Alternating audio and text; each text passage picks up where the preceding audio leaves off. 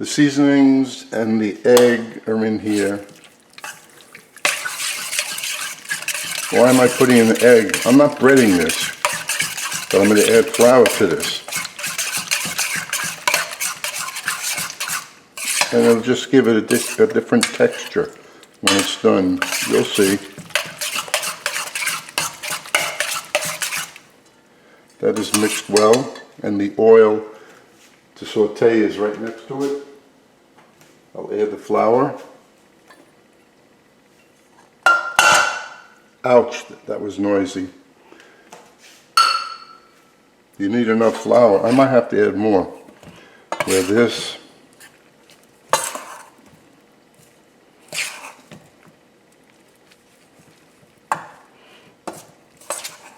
That's enough. Now we have to use our fingers to separate the pieces and to put them into the hot oil.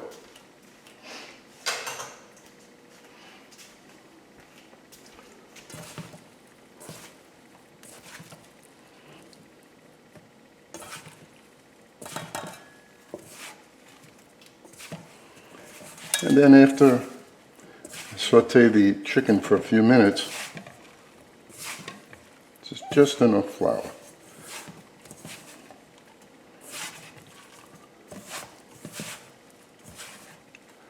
Take the chicken out after a few minutes, saute the vegetables, and put everything together, and it's done. Everything in one pan. Let's move closer to the oil. So how do you know when the oil is hot enough? Well, you just take a little piece of the flour and drop it in there. Notice how it's cooking? I'm not looking to get color on this, so we add the pieces. And why am I cutting them so small? Cooks faster, easier to eat.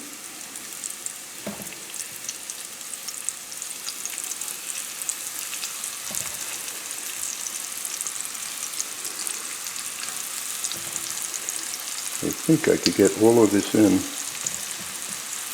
because it's going to shrink, so I can.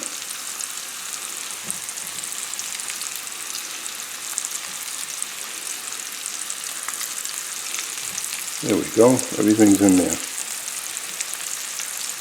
Like I said, I don't care about color. I just want to saute that chicken for a few minutes. So we'll just look at it instead of me jumping off the camera.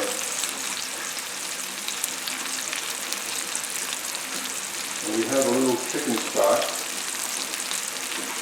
I'm going to add to that.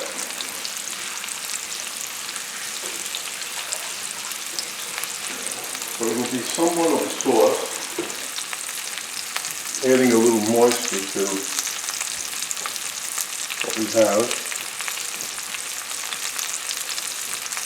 That looks good. Just the fact that it's cooking like that. And you can use whatever tool you want to turn.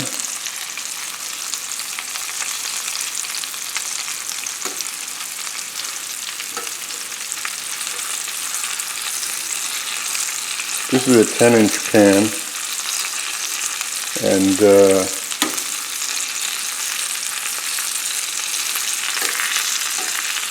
the other reason why I didn't use breadcrumbs, because they fall off when you're cooking like this, unless you deep fry it. And I didn't want to deep fry anything. I like to saute. And it gives the chicken a little larger look about it when you have a coating.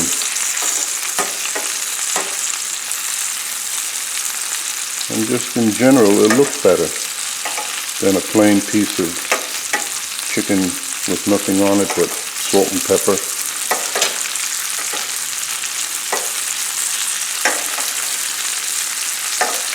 Did I miss a piece? Almost done. Turning.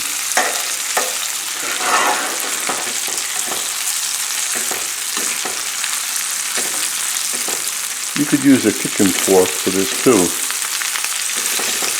But I think this is about the best way. And I'm using thigh meat because tastier than the breast and juicier. So if you overcook it a little in this recipe, you won't notice the difference. If you did the chicken breast and you overcooked it, you certainly would.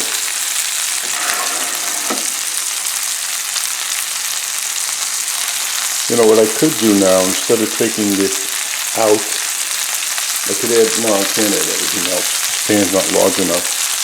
So,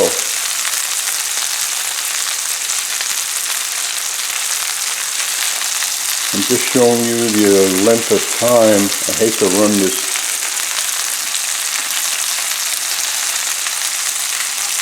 camera for such a simple procedure here, but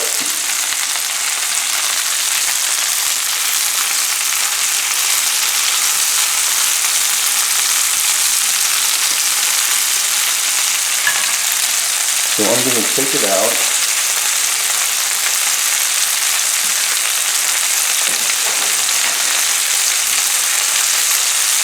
I know we hate to have lengthy videos, but sometimes you have to.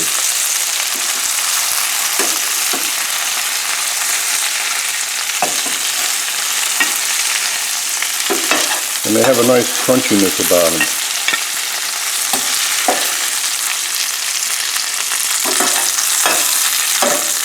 Now there's enough oil in there, I don't have to add any more to the vegetables. When the vegetables are like sauteed for a few minutes and shrink, then I'm going to add the chicken back into and the stock. So this is the peppers, the onions, the seasoning. Have everything lined up so you don't forget anything.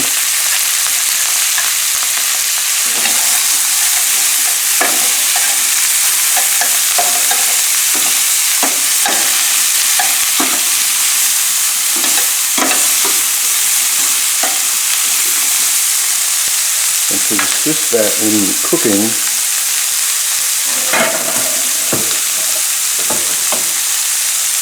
I'm going to lid it. This will help it. It will keep the heat inside. Won't take as long. Vegetables really won't brown much because the moisture is going back in instead of into the air.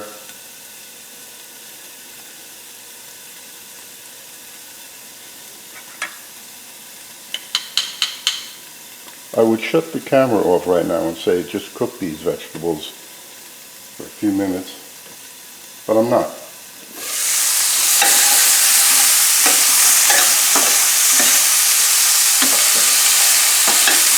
And of course the chicken smells good cooking and the vegetables smell good. So if you have the major ingredients having a nice aroma, you can rest assured it's going to be a tasty meal. Okay, so this is 3 people that are hungry or 4 people who make it. And I'm going to be serving rice with this dish for dinner. Notice all the moisture hitting the glass and going right back down.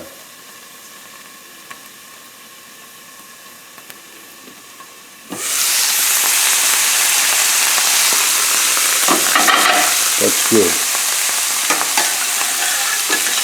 You feel the softness, but still firmness of the vegetables. Now we're going to add the chicken.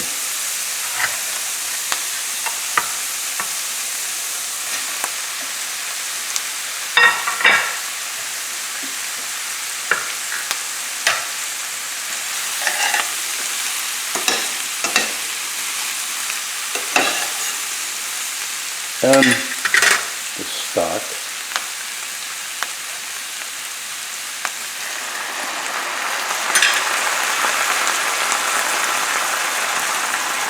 You could add wine to this, but I'm not going to.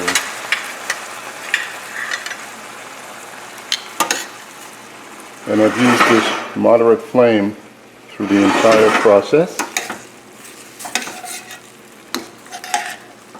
And we got a couple of more things to add to this, but they'll be done almost at the very end. Cover this again.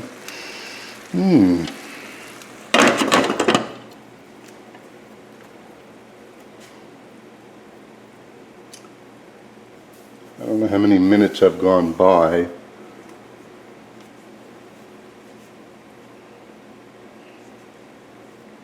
So this is cooking very nicely. I think I will change my tool that I'm using and go for this wooden spoon. It's more delicate to use. It won't harm the ingredients as much as a metal would.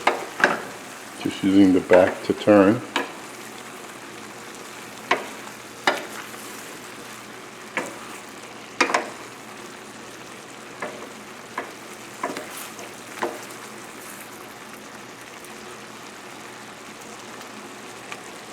So we check for the doneness of the chicken by pressing down on it. When it's firm,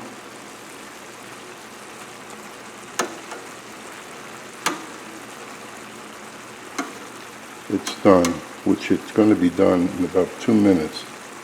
So therefore, maybe I should add the rest of the ingredients.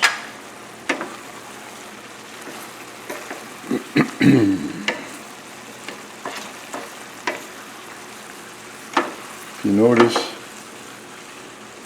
the liquid is getting a little body to it. It's picking up the flour, which is acting a little bit like a roux.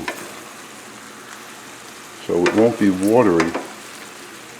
And then we're going to add the last two items, which are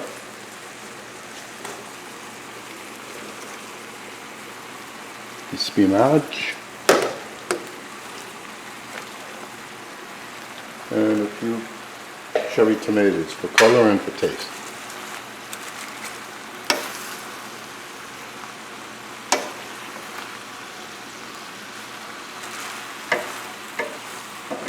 You know the spinach is going to shrink into this and disappear.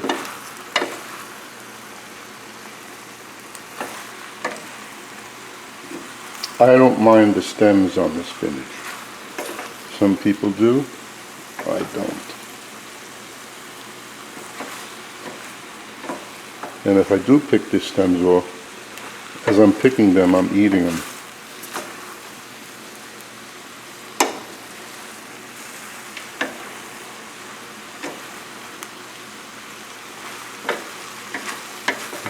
When this is done, I'm going to take a piece of chicken, cut it in half, and show you.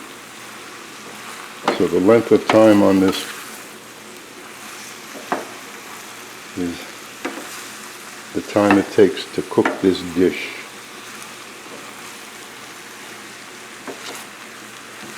See, it looked like it was a lot of spinach, but spinach, like I said, it just disappears. The reason I put the spinach is for color, a little bit for taste. I don't have anything else to put in there. Actually, I do. I have some scallions, which I'm going to add. Pardon me. Now I'm going to lower the flame to like simmer. Cover it for a minute. Get my last ingredient.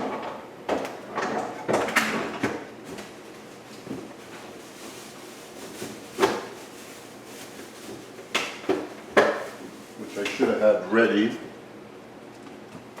because we're filming.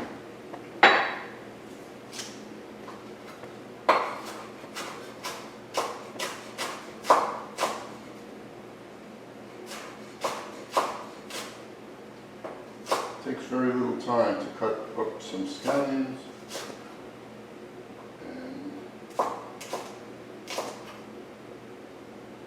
And we are done.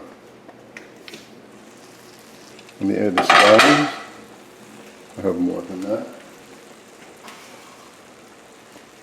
It could be scallions or parsley. The scallions have a flavor which I enjoy more than what parsley has.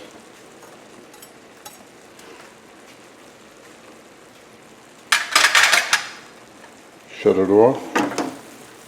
We're done. I'm going to cut a piece of chicken that's in here. See if I can choose a large piece like this one. And I'm just going to cut it.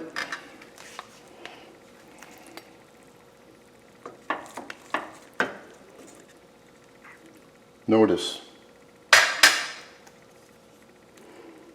the color. That's cooked.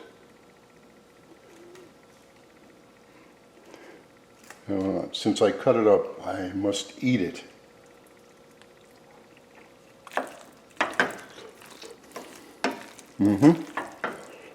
I like that.